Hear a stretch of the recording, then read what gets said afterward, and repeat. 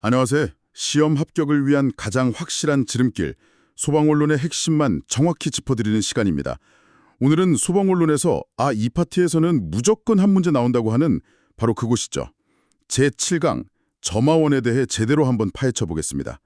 연소의 3요소, 그러니까 가연물, 산소, 그리고 점화원. 이 마지막 퍼즐 조각인데요. 사실 이 점화원이라는 방아쇠가 없으면 절대 불이 날 수 없기 때문에 뭐랄까 출제위원들이 가장 좋아하는 파트 중 하나입니다. 자, 그럼 어떤 에너지들이 화재의 불씨가 되는지 그 원리를 한번 들여다볼까요? 네, 맞습니다. 모든 화재는 결국 이 에너지에서 시작되는 거죠.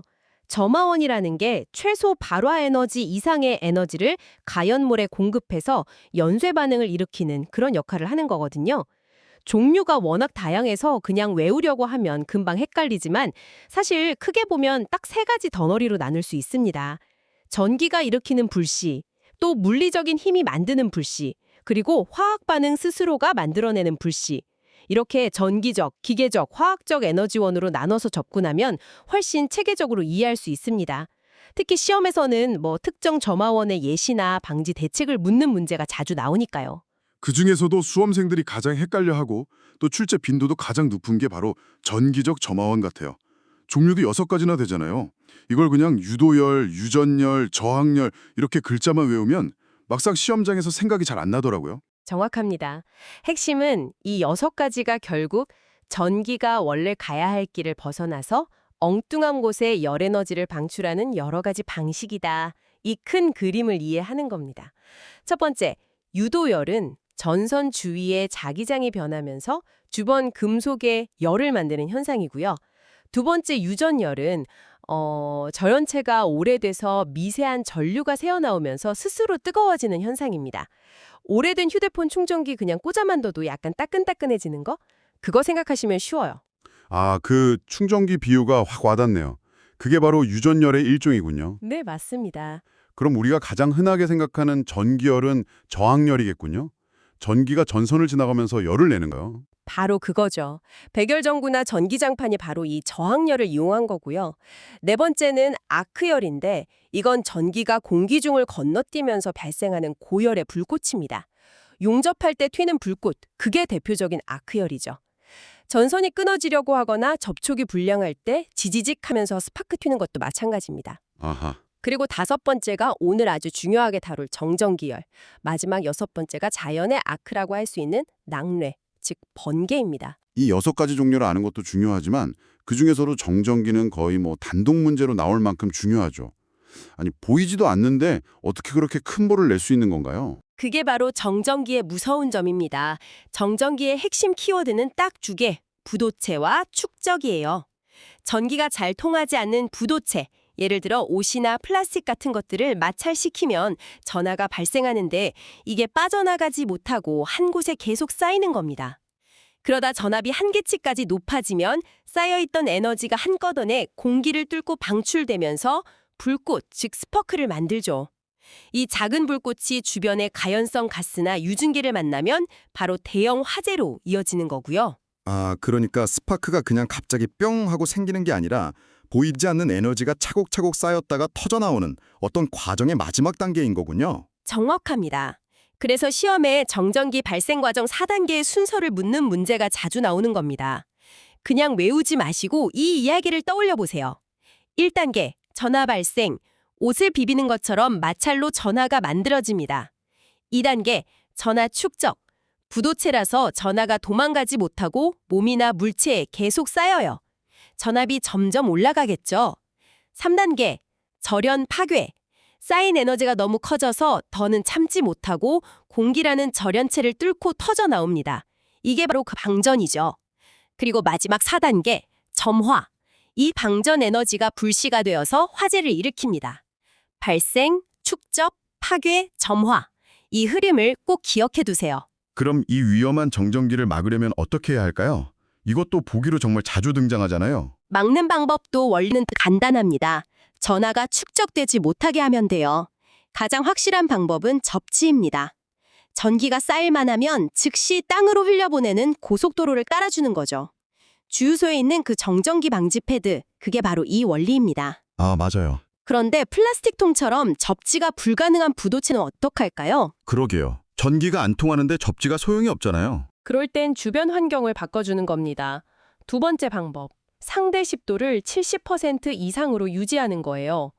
공기 중에 물방울, 즉 수증기가 많아지면 공기 자체가 전기를 어느 정도 토하게 돼서 쌓여있던 전하들이 스멀스멀 공기 중으로 흩어집니다. 아, 그래서 겨울에 유독 정전기가 심한 이유가 바로 건조해서 그렇군요. 맞습니다. 세 번째는 아예 공기를 이온화시켜서 쌓인 전하를 중화시키는 방법이 있고요. 가장 근본적인 네 번째 대책은 정전기가 잘 생기는 부도체 대신 도체 물질을 사용하는 겁니다. 알겠습니다. 보이지 않는 전기 에너지를 살펴봤으니 이번에는 좀 더 눈에 보이는 물리적인 힘으로 만들어지는 기계적 점화원으로 넘어가 보죠. 기계적 점화원은 말 그대로 때리고 누르고 비벼서 만드는 열입니다. 첫째, 압축열이 있어요. 이건 디젤 엔진을 생각하면 완벽하게 이해됩니다. 디젤 엔진에는 점화 플러그가 없거든요. 단지 공기와 연료를 피스톤으로 아주 강하게 압축하는 그 힘만으로 내부 온도를 수백 도까지 올려서 폭발을 일으킵니다. 그게 바로 압축열의 위력이죠. 와, 그냥 누르는 힘만으로 불을 붙인다는 신기하네요. 그럼 마찰열이나 마찰 스포크는 우리가 흔히 아는 그 부싯돌 같은 원리겠군요. 맞습니다. 마찰열은 두 물체를 비벼서 온도를 높이는 거고요. 마찰 스파크는 쇠망치로 돌을 내리쳤을 때처럼 단단한 물체끼리 부딪힐 때 불꽃 자체가 튀는 현상을 말합니다. 자, 이제 마지막 카테고리인 화학적 점화원을 볼까요? 이건 물질 스스로가 열을 만들어내는 경우입니다. 산화 반응 시 발생하는 연소열, 황산이 물에 녹을 때처럼 용해열, 화합물이 쪼개질 때 분해열 등이 있죠. 여기서 정말 소름 돋는 개념이 하나 나오죠. 바로 자연 발화입니다. 아니, 아무도 불을 붙이지 않았는데 그냥 쌓아둔 물건에서 저절로 불이 난다는 거잖아요. 네, 그게 바로 자연 발화, spontaneous combustion입니다. 외부에서 열을 가하지 않았는데도 물질 내부의 화학 반응으로 열이 발생하고 그 열이 밖으로 빠져나가지 못하고 계속 쌓여서 결국 발화점까지 온도가 올라가 불이 붙는 현상이죠. 기름 묻은 걸레를 대충 구석에 던져두면 스스로 산화하면서 열을 내다가 불이 나는 경우가 대표적입니다. 화학적 점화원의 가장 무서운 예시라고 할 수 있죠. 자, 이렇게 점화원의 세 가지 큰 덩어리를 모두 살펴봤습니다. 그런데 이 점화원들이 얼마나 강력한지를 이해하려면 온도와 열이라는 언어를 알아야 합니다. 특히 이 온도 단위를 바꾸는 계산 문제는 점수를 그냥 주는 문제니까 절대 놓치면 안 됩니다. 우리가 쓰는 온도는 크게 섭씨, %C와 화씨, %F가 있죠. 섭씨는 물이 어는 점 0도에서 끓는 점 100도까지를 100칸으로 나누는 거고, 화씨는 같은 구간을 32도에서 212도까지, 즉 180칸으로 더 잘게 나눈 겁니다. 여기서 핵심은 180을 100으로 나눈 값, 바로 1.8입니다. 이 숫자만 기억하면 변환 공식은 끝납니다. 그럼 가장 중요한 공식, 섭씨를 화씨로 바꾸는 공식을 정리해보죠. F는 5분의 9 곱하기 C 더하기 32. 이걸 소수로 바꾸면 F는 1.8C 더하기 32가 되죠. 섭씨 온도에 1.8을 곱하고 32를 더하면 되는 거네요. 네, 맞습니다. 반대로 화씨를 섭씨로 바꿀 땐 거꾸로 32를 빼고 1.8로 나눠주면 되겠죠. C는 F 빼기 32 나누기 1.8 또는 C는 F 빼기 32에 9분의 5를 곱하는 겁니다. 알겠습니다. 과학에서 쓰는 절대온도 K와 랭킨 온도 R은 더 쉽습니다. 섭씨와 절대온도는 눈금 간격이 같아서 그냥 기준점만 맞춰주면 돼요. K는 C 더하기 273, 화씨와 랭킨 온도도 마찬가지로 R은 F 더하기 460입니다. 아하, 자, 그럼 바로 문제로 확인해 볼까요? 문제 1번입니다. Q. 현재 한국의 기온이 섭씨 30도씨일 때 이를 미국식 화씨 온도 도 F로 환산하면 얼마인가? 1번 68도 F, 2번 76도 F, 3번 86도 F, 4번 96도 F. 공식에 바로 대입하면 되죠. F는 1.8C 더하기 32, C 자리에 30을 넣으면 F는 1.8 곱하기 30 더하기 32입니다. 1.8 곱하기 30은 54고요. 여기에 32를 더하면 86이 나옵니다. 따라서 정답은 3번 86도 F입니다. 이런 문제는 정말 10초 안에 풀어야 합니다. 좋습니다. 이어서 연소와 관련된 정말 중요한 세 가지 용어, 인화점, 연소점, 발화점입니다. 이 세 형제를 구분 못하면 시험장 가서 반드시 헷갈리게 되어 있죠. 제가 명확하게 선을 그어드리겠습니다. 핵심은 외부 불꽃의 유무입니다. 인화점 플래시 포인트는 외부에서 라이터 같은 점화원을 가져다 댔을 때 불이 붙기 시작하는 가장 낮은 온도입니다. 위험물을 1로부터 66까지 나누는 기준이 바로 이 인화점이죠. 그럼 연소점은, 파이어 포인트는 뭔가요? 인화점이랑 되게 비슷해 보이는데요. 차이점은 지속성입니다. 인화점에서는 불이 번쩍하고 붙었다가 바로 꺼질 수도 있어요. 하지만 연소점은 점화원을 댔다가 떼어도 불이 꺼지지 않고 5초 이상 활활 타오르는 상태가 유지되는 온도입니다. 그래서 보통 인화점보다 한 5도에서 10도 정도 더 높죠. 아, 지속 시간이 기준이군요. 네, 마지막으로 가장 중요한 발화점, 이그니션 포인트, 다른 말로 착화점. 이건 외부 불꽃이 없이 오로지 열만으로 스스로 불이 붙는 최저 온도입니다. 아까 말한 자연 발화가 바로 이 발화점까지 온도가 올라가서 일어나는 현상이죠. 따라서 온도의 순서는 항상 인화점, 연소점, 발화점 순서입니다. 이 부등호 관계는 반드시 기억해야 합니다. 이제 열에 대한 개념도 정리해보죠. 잠열과 현열, 그리고 증기압과 증기 비중이 남았네요. 현열은 온도가 변하는 눈에 보이는 열입니다. 0도물을 100도물로 데울 때 필요한 열이죠. 반면 잠열은 온도는 그대로인데 상태가 변할 때 필요한 말 그대로 숨어있는 열입니다. 0도의 얼음이 0도의 물로 녹거나 100도의 물이 100도의 수증기로 변할 때 들어가죠. 시험을 위해서는 두 가지 잠열값을 숫자로 외워야 합니다. 그 두 가지 숫자가 바로 0도씨 얼음이 1g이 0도씨 물로 변하는 데 필요한 융의 잠열 80칼로리 퍼 그램, 그리고 100도씨 물 1g이 100도씨 수증기로 변하는 데 필요한 기와 잠열 539칼로리 퍼 그램. 맞죠? 80과 539. 이 두 숫자는 그냥 외워야 합니다. 그렇습니다. 마지막으로 증기압은 액체가 기체로 변하려는 힘의 압력이고 온도가 높을수록 커집니다. 증기 비중은 공기보다 무거운지 가벼운지를 나타내는 값인데 공식은 분자량 나누기 29입니다. 여기서 29는 공기의 평균 분자량이죠. 이 값이 1보다 크면 가스가 바닥에 가라앉고 1보다 작으면 천장으로 올라갑니다. 아, 그래서 가스 누출 경보기 위치를 정할 때 이걸 쓰는 거군요. 네, 아주 중요한 근거가 됩니다. 자, 오늘의 마지막 이론입니다. 폭발 위험이 있는 장소에서 쓰는 전기기계는 안전장치가 필요한데 이걸 방폭 구조라고 하죠. 가장 중요한 세 가지를 짚어보겠습니다. 네, 3대 방폭 구조의 핵심 원리를 이해해야 합니다. 첫째, 내압 방폭 구조 D라고 하는데요. 이건 안에서 터져도 밖은 안전하게라는 컨셉입니다. 아주 튼튼한 용기 안에 기계를 넣어서 혹시 내부에서 폭발이 일어나도 그 압력을 용기가 버티고 불꽃이 틈새로 빠져나올 땐 식어서 외부 가스에 불을 붙이지 못하게 하는 구조입니다. 두 번째, 압력 방폭 구조 P는 나쁜 놈들은 아예 못 들어오게 하는 거군요. 맞습니다. 용기 안에 질소 같은 불활성 가스를 불어넣어서 외부보다 압력을 높게 유지하는 겁니다. 안쪽 압력이 더 높으니까 바깥의 가연성 가스가 감히 들어올 엄두를 못 내죠. 마지막 유입 방폭 구조는 가장 원초적인 방법입니다. 물에 빠뜨려 불 끄기랄까요? 스파크가 발생할 수 있는 부분을 아예 절연유, 즉 기름 속에 푹 담가버려서 산소, 즉 외부가스와의 접촉을 원천 차단하는 방식입니다. 좋습니다.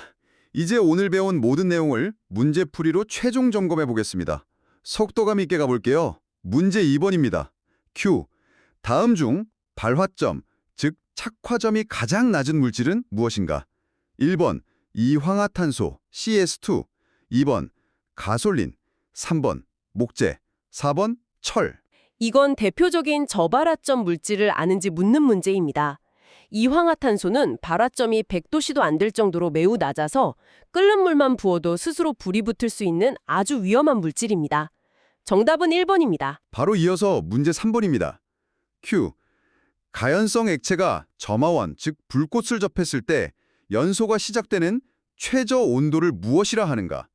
1번 인화점, 플래시 포인트, 2번 연소점, 파이어 포인트, 3번 발화점, 이그니션 포인트, 4번 빛점, 보일링 포인트. 문제의 키워드는 점화원, 불꽃을 접했을 때입니다. 외부의 도움, 즉 불꽃이 있을 때 불이 붙는 최저 온도는 인화점이죠. 만약 점화원 없이라고 했다면 발화점이 답이었을 겁니다.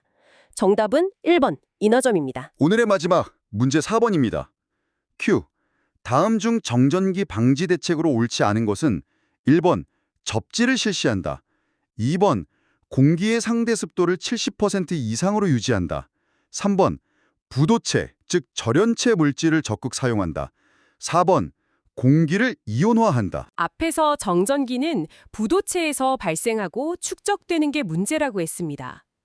그럼 방지하려면 부도체 사용을 피하고 전기가 잘 통하는 도체를 써야겠죠. 그런데 3번 보기는 거꾸로 부도체를 적극 사용한다고 했으니 오히려 정전기를 더 만들겠다는 말입니다. 옳지 않은 것은 3번입니다. 네, 오늘 제7강 점화원의 핵심 내용을 모두 정리해봤습니다. 시험장에 들어가기 전 이 4가지만큼은 꼭 기억해 주세요. 첫째, 점화원은 전기, 기계, 화학적 에너지원으로 나뉘며 특히 정전기 발생 4단계, 발생, 축적, 파괴, 점화, 이 과정과 방지 대책의 원리를 이해해야 합니다. 둘째, 온도 변환 공식, F는 1.8C 더하기 32. 이건 무조건 맞춰야 합니다. 셋째, 용어 구분. 인화점은 외부 불꽃이 있을 때, 발화점은 없을 때, 연소점은 지속성을 기준으로 구분해야 합니다. 넷째, 물의 상태 변화에 필요한 2가지 숫자. 얼음이 녹는 융해열은 80, 물이 끓는 기화열은 539. 이 숫자들은 계산 문제의 기초가 됩니다. 오늘 배운 개념들은 단순한 암기를 넘어섭니다. 왜 주유소에 정전기 방지 패드가 있는지, 왜 기름 묻은 걸레를 함부로 쌓아두면 안 되는지, 그 이유를 이제 논리적으로 설명할 수 있게 되셨을 겁니다. 이런 왜에 대한 이해가 여러분의 합격을 앞당길 겁니다. 맞습니다. 모든 안전수칙에는 오늘 배운 과학적 원리가 숨어 있습니다. 앞으로 주변의 전기 제품이나 화학물질을 볼 때 이게 어떤 조건에서 점화원이 될 수 있을까 한번 생각해보는 습관을 들인다면 그게 최고의 복습이 될 겁니다. 다음 시간에는 오늘 배운 인화첨을 기준으로 위험물을 분류하는 방법에 대해 심도 있게 다뤄보겠습니다. 오늘 정말 수고 많으셨습니다.